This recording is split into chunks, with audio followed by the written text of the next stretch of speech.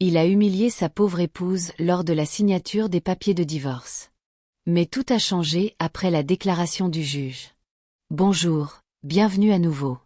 N'hésitez pas à vous abonner et à indiquer dans la section des commentaires d'où vous suivez cette histoire. Vous regretterez d'avoir épousé une moins que rien comme elle. C'est ce que la mère de Thompson, Madame Walters, a sifflé en descendant de la voiture noire rutilante devant le tribunal. Elle s'est assurée que tout le monde l'entende. Les reporters à l'extérieur ont levé leurs caméras, avides de drame. Le divorce de Thompson faisait déjà la une. La fortune de sa famille, son entreprise en pleine ascension, sa réputation froide. Et maintenant, la pauvre épouse qu'il s'apprêtait à humilier. Marie se tenait sur le côté, serrant un dossier contre sa poitrine, les mains tremblantes, mais le visage déterminé. Sa robe était propre mais simple. Elle l'avait repassée 2 fois ce matin-là, comme si les plis pouvaient la rendre invisible. Elle voulait disparaître, mais elle ne le pouvait pas. Pas aujourd'hui. Alexander, son ami d'enfance et maintenant son avocat, lui adressa un signe de tête rassurant. Il portait son vieux costume, pas chic, mais soigné, et se tenait juste assez derrière elle pour que Marie sente que ce combat était encore le sien.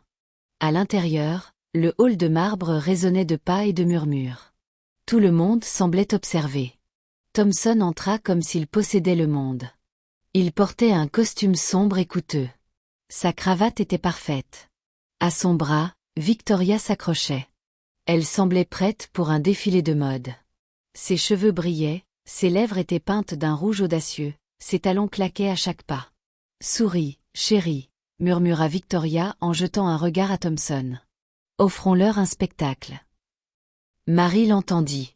Thompson émit un rire bref et cruel. « Ne t'inquiète pas, le spectacle va bientôt commencer. » Les reporters tentèrent de s'approcher, mais Madame Walters les repoussa. « Vous aurez votre histoire », lança-t-elle sèchement. « Après le verdict, nous n'avons rien à cacher. » Marie souhaitait pouvoir s'enfuir de ce bâtiment et ne jamais regarder en arrière. Mais elle voyait dans son esprit la photo de Lilian, sa fille de 6 ans, restée à la maison avec sa grand-mère pour le moment. Elle avait promis à Lilian que tout serait bientôt fini. « Tout ira bien, ma chérie, quoi qu'il arrive », avait murmuré Marie en quittant la maison. Maintenant, tout semblait dépendre de l'heure suivante. Le banc du juge était haut et large. Le juge Sinclair regardait la salle avec des yeux calmes et perçants. Il était connu pour être strict et juste. La salle d'audience était bondée, reporters, avocats, curieux, et les familles. Madame Walters prit place au premier rang, bras croisés, lèvres pincées.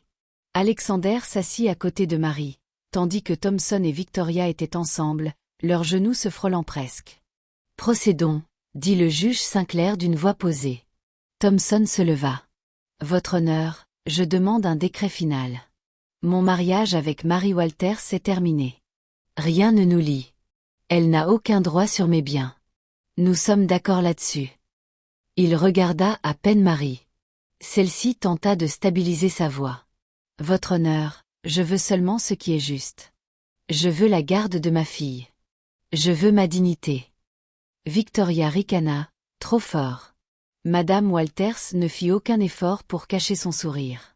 L'avocat de Thompson, un homme rigide nommé Monsieur Carter, tendit les documents de divorce.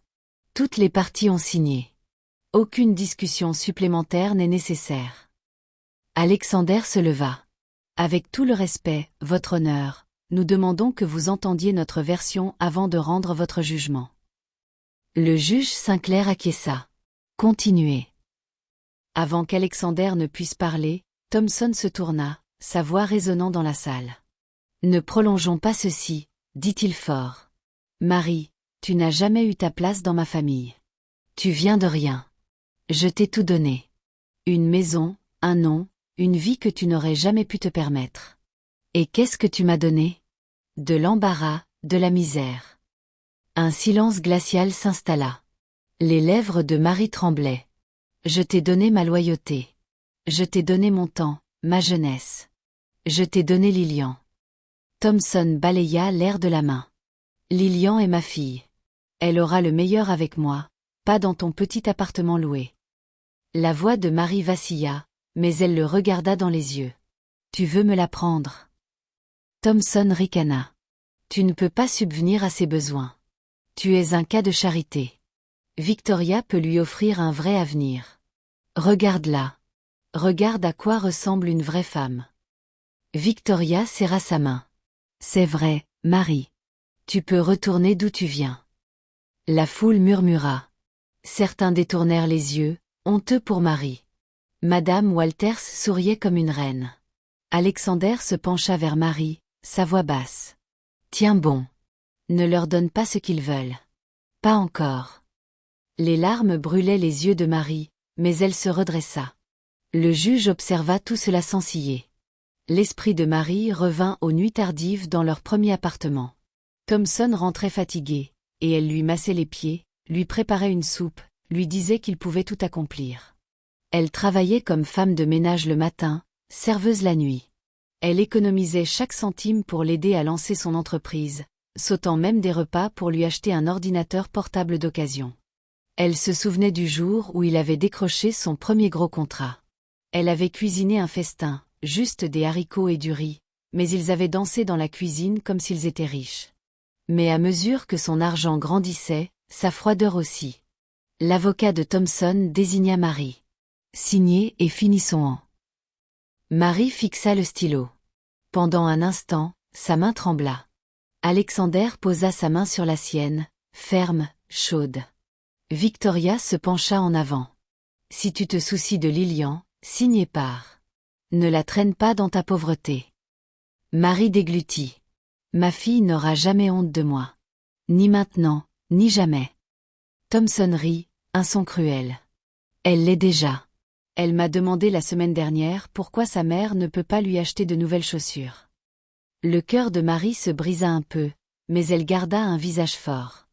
Le juge Sinclair leva la main. Assez, Madame Marie Walters. Avez-vous quelque chose à ajouter avant que je ne rende ma décision? Marie regarda le juge. Seulement que je veux que ma fille grandisse en sachant que sa mère s'est battue pour elle. Même si je perds, je veux qu'elle s'en souvienne. La salle devint silencieuse. Soudain, un huissier s'approcha du banc et murmura au juge. Les yeux du juge vacillèrent, et il hocha la tête. Il se tourna vers la salle. Avant de continuer, il y a un développement. J'ai reçu de nouvelles preuves et je dois les examiner avant de prendre une décision. La cour est en pause pour 10 minutes. Les gens altèrent. Les reporters se penchèrent en avant. Thompson fronça les sourcils, se tournant vers son avocat. Que se passe-t-il? Victoria semblait inquiète. Tu m'avais dit que tout était réglé, n'est-ce pas? Thompson répondit sèchement. Bien sûr. Ne panique pas. Madame Walters marmonna, ce n'est qu'un retard. Ne la laisse pas te manipuler.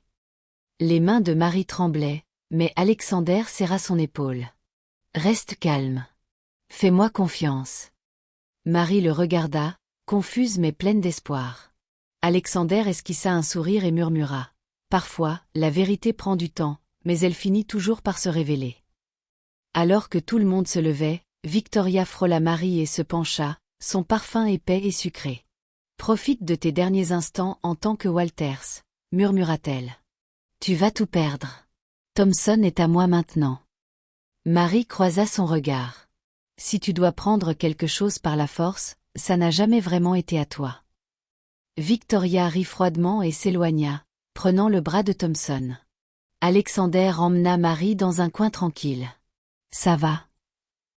Marie essuya une larme. Pourquoi me déteste-t-il autant?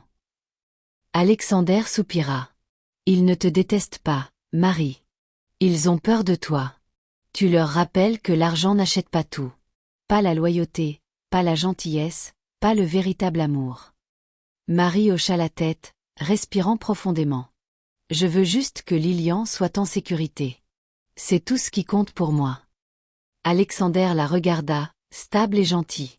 Quoi qu'il arrive dans cette salle d'audience, tu auras toujours Lilian, et tu m'auras toujours. Souviens-toi de ça. En revenant dans la salle, la tension était plus palpable que jamais. Thompson faisait les 100 pas. Madame Walters fixait le juge, les yeux plissés. Victoria vérifiait son téléphone, se mordant la lèvre. Le juge Sinclair revint, le visage indéchiffrable. Il prit un dossier, feuilleta des papiers, puis regarda Marie. « Madame Walters, dit-il, savez-vous ce que signifie la justice ?» Marie se redressa. « Oui, votre honneur. Cela signifie la vérité. Cela signifie l'équité. » Le juge Sinclair hocha la tête. « Alors voyons si aujourd'hui apporte un peu de justice. Cette cour n'est pas encore prête à se prononcer. Il y a des choses qui doivent être entendues. Des preuves qui doivent être évaluées. » La salle bourdonnait de suspense. Marie regarda Alexander. Il hocha la tête calmement. Thompson les foudroya du regard. Victoria serra le bras de Thompson, la peur visible dans ses yeux. Et Marie, pour la première fois ce jour-là, ressentit de l'espoir. Si vous n'êtes pas encore abonné, j'aimerais que vous rejoigniez notre communauté en cliquant sur le bouton d'abonnement. À travers nos histoires, nous construisons de l'espoir et offrons un avenir aux enfants et aux femmes maltraitées à travers le monde. Indiquez également dans les commentaires d'où vous nous regardez et comment cette histoire vous a touché. Pendant que la pause de 10 minutes s'éternisait, des murmures résonnaient dans le couloir de marbre. Thompson faisait les 100 pas, la mâchoire serrée, ses chaussures frappant le sol comme une horloge.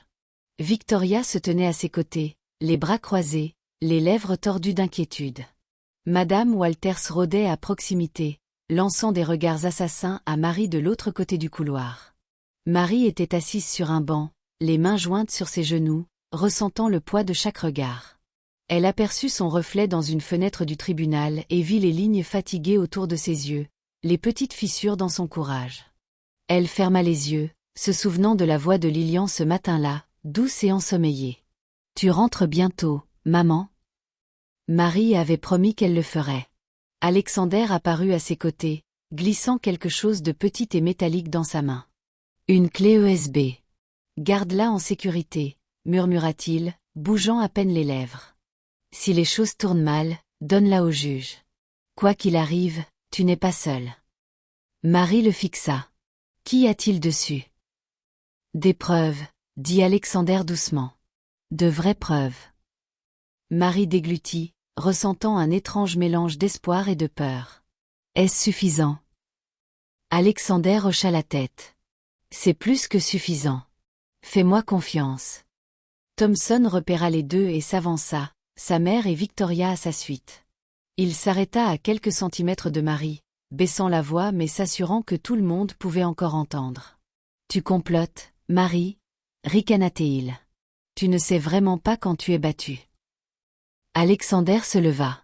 « Laisse-la tranquille, Thompson. N'as-tu pas déjà fait assez ?»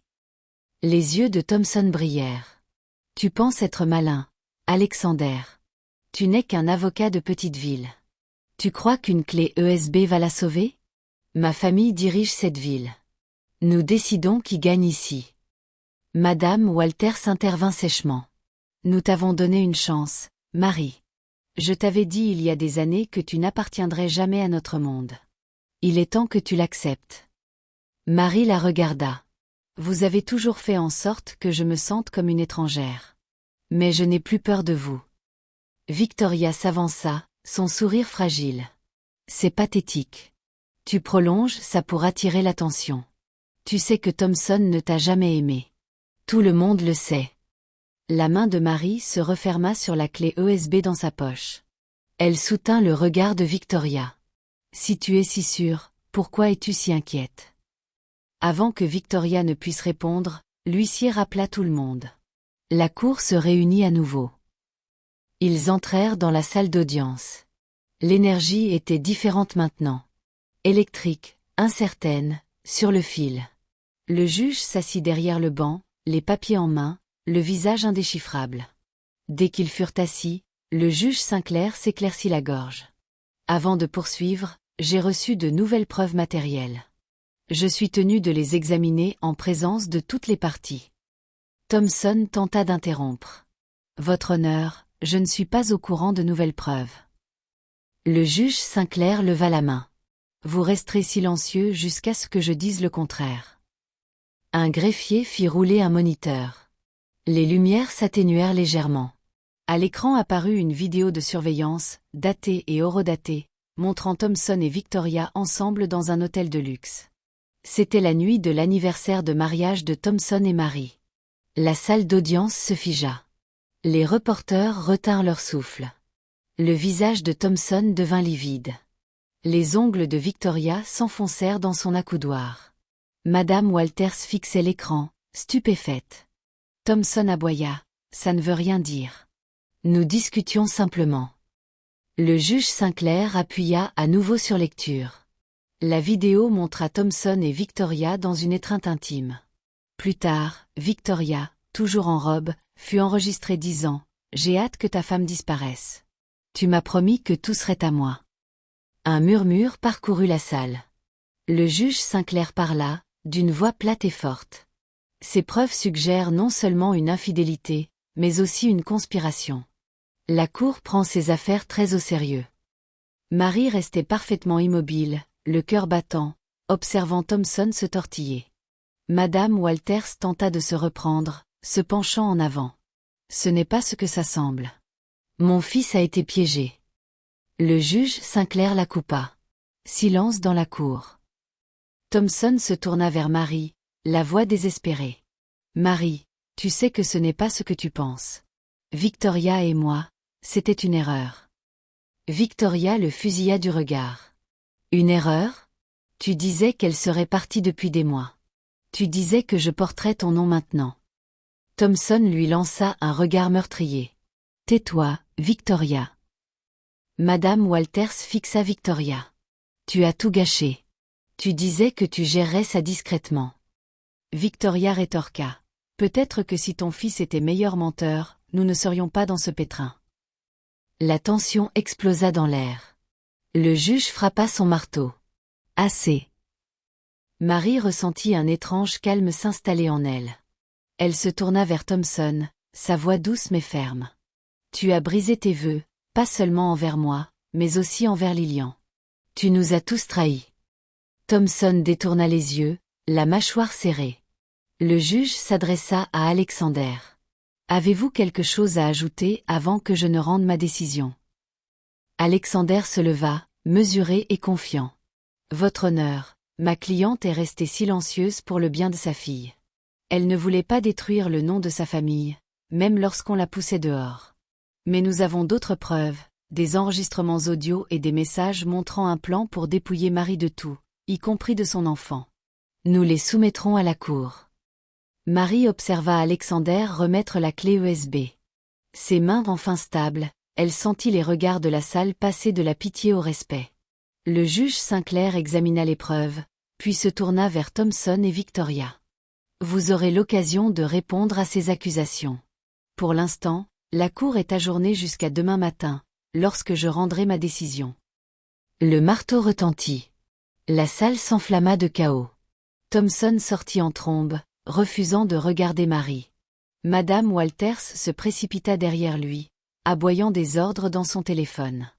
Victoria hésita, puis suivit, les yeux fous et effrayés.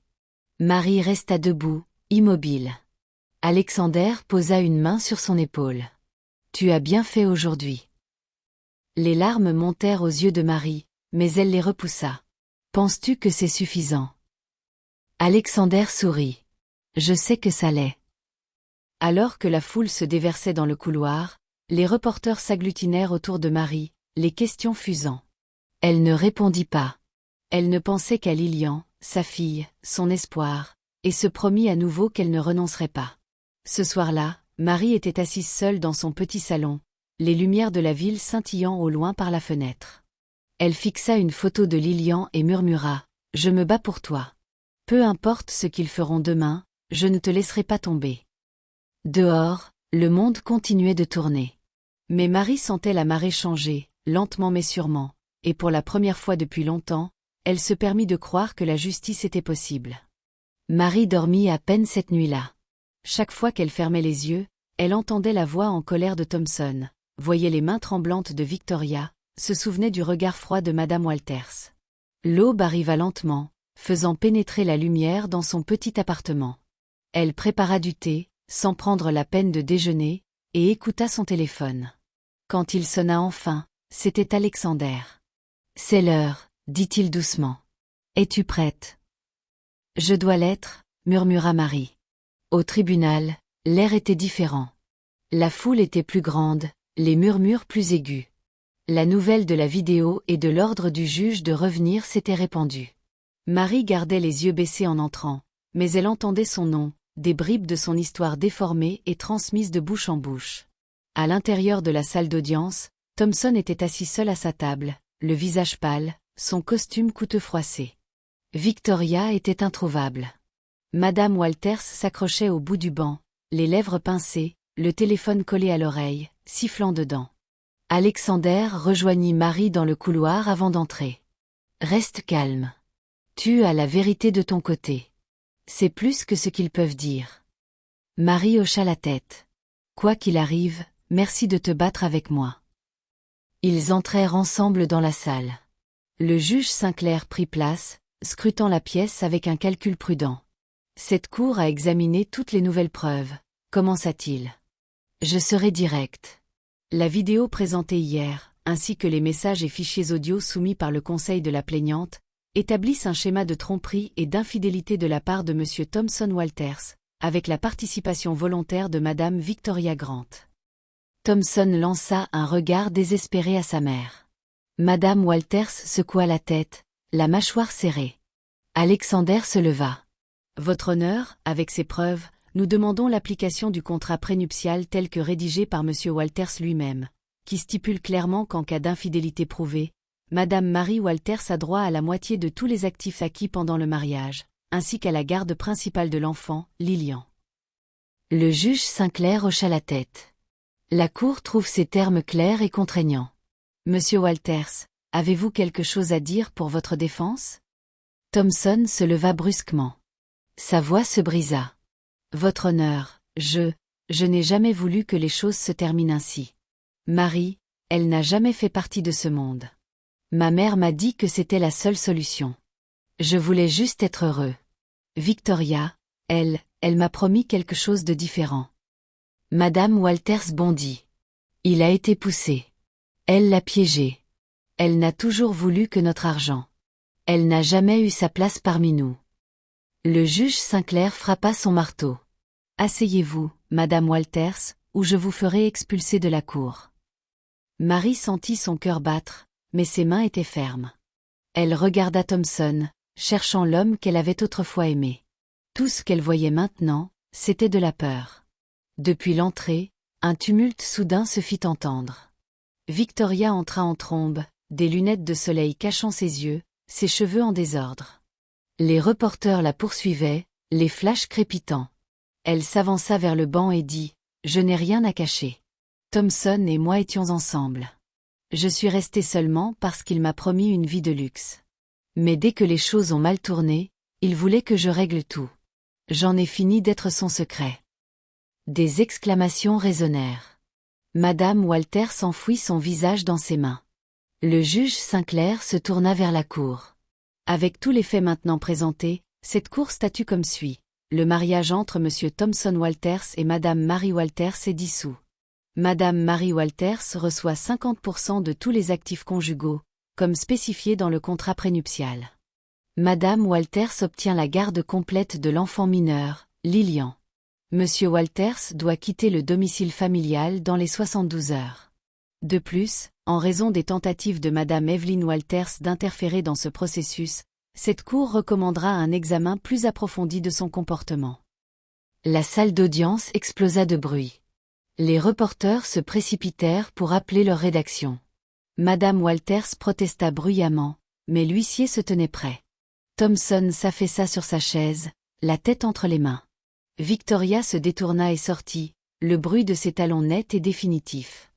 Marie resta figée, entendant à peine le reste. Alexander toucha son épaule doucement. « C'est fini, dit-il. Tu l'as fait. » Marie prit une longue inspiration tremblante, puis une autre. C'était fini. Elle pensa à Lilian qui l'attendait à la maison, et ses yeux se remplirent de larmes, non pas de tristesse, mais de soulagement. En quittant la salle d'audience, les reporters se rapprochèrent. « Marie, comment vous sentez-vous? Que ferez-vous ensuite ?» Elle secoua simplement la tête et sourit à travers ses larmes.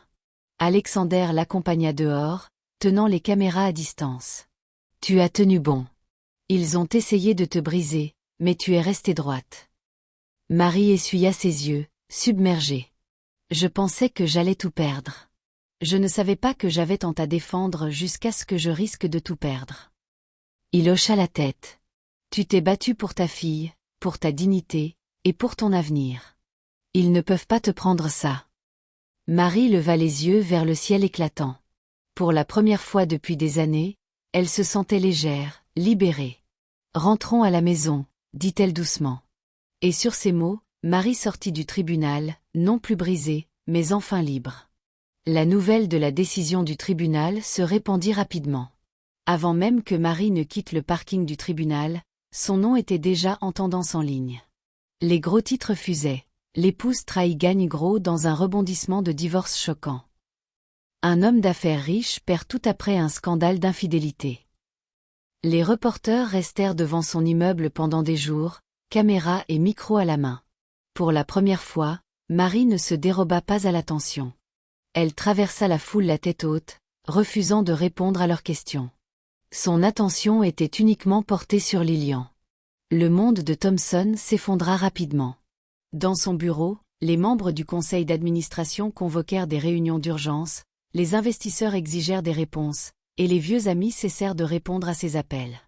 Les histoires sur son aventure, l'humiliation en salle d'audience et les tentatives de corruption échouées de sa mère remplissaient les actualités économiques et les blogs de potins. Son téléphone, autrefois toujours en train de sonner avec des opportunités, devint silencieux, sauf pour un message en colère après l'autre. Chez lui, Thomson essayait de faire ses bagages aussi discrètement que possible. La maison qu'il avait autrefois appelée son royaume semblait maintenant vide, hantée par les souvenirs. Il regardait les sols polis, les peintures coûteuses, les meubles élégants que Marie nettoyait autrefois chaque matin. Rien de tout cela n'avait plus d'importance. Chaque pas résonnant lui rappelait le rire qui remplissait autrefois les pièces, la manière dont Lilian courait dans le couloir pour l'accueillir, le doux fredonnement de Marie chantant dans la cuisine. Il aperçut son reflet dans un miroir et se reconnut à peine. Son visage était marqué, ses yeux fatigués. Il se souvenait de l'homme qu'il était autrefois, quand Marie était tout son monde, avant que l'ambition et l'orgueil ne prennent le dessus. Il souhaitait pouvoir remonter le temps, mais il savait qu'il était trop tard. Madame Walters refusa d'accepter la défaite. Elle fit appel à des faveurs, menaça des avocats, tenta de rallier le reste de la famille contre Marie, mais personne ne voulait être entraîné dans sa chute. Même ses amis les plus proches commencèrent à prendre leur distance, craignant que le scandale ne les touche aussi. Victoria disparut sans laisser de traces. Un matin, Thomson se réveilla pour trouver son côté de l'armoire vide et une simple note laissée derrière. « Tu m'avais promis tout. Tout ce que j'ai eu, c'est un désastre. Ne m'appelle plus. » Thomson froissa la note et la jeta, mais les mots restèrent gravés en lui. La vie de Marie changea du jour au lendemain, mais pas de la manière dont Thomson ou Madame Walters l'avaient prévu. Elle ne dépensa pas sa nouvelle richesse en vêtements ou en voitures. Au lieu de cela, elle ouvrit un petit bureau dans une partie calme de la ville, accrochant une simple pancarte à la fenêtre, « Maison de l'espoir, soutien aux femmes en crise ». Elle mit toute son énergie dans le projet, parlant à d'autres femmes qui se sentaient piégées, effrayées ou sans espoir. Son histoire leur donnait de la force. Chaque fois que quelqu'un la remerciait, Marie retrouvait un peu plus de sa propre force. Lilian était sa joie. Chaque jour après l'école, Lilian courait dans ses bras, son petit sac à dos rebondissant derrière elle. « Maman, sommes-nous vraiment en sécurité maintenant ?» demanda-t-elle un soir alors qu'elles cuisinaient ensemble dans leur nouvelle cuisine. Marie s'agenouilla, repoussant une mèche de cheveux du visage de sa fille. « Oui, ma chérie. Nous sommes en sécurité. Personne ne peut nous faire de mal maintenant. » Alexander rendait visite souvent, aidant Marie à mettre en place l'association, s'occupant des formalités administratives, et parfois simplement s'asseyant tranquillement avec elle, partageant un café et des rires comme au temps de leur enfance. Parfois, il la regardait un peu trop longtemps, ses yeux pleins de quelque chose qu'il essayait de cacher. Marie le remarquait, mais elle n'était pas prête pour autre chose. Pas encore. Pendant ce temps, la communauté se rallia autour d'elle. Des voisins qu'elle connaissait à peine envoyaient des cartes et de la nourriture. Des femmes qu'elle n'avait jamais rencontrées frappaient à sa porte juste pour dire « Merci d'avoir tenu bon ». Pour la première fois, Marie sentit qu'elle appartenait vraiment. Un soir, alors que Marie terminait son travail à la Maison de l'Espoir, elle entendit un vacarme dehors. Thompson se tenait sur le trottoir, ses vêtements froissés, son visage marqué par le regret. Il tenait un petit sac et une vieille photo d'eux trois, lui, Marie et Lilian, quand ils formaient encore une famille. « Je voulais juste parler », dit Thompson, la voix rauque. Marie tint bon. « Nous n'avons rien à nous dire. » Thompson détourna les yeux, honteux. « Je sais que je t'ai fait du mal. J'ai tout gâché. J'ai perdu toi et Lilian, et maintenant je me suis perdu moi-même. Je ne sais plus qui je suis. » L'expression de Marie s'adoucit, mais à peine. « Je t'ai averti pendant des années que tes choix te rattraperaient. Ça ne t'intéressait pas à l'époque. » Il tenta de lui tendre la vieille photo. « Je n'attends pas de pardon.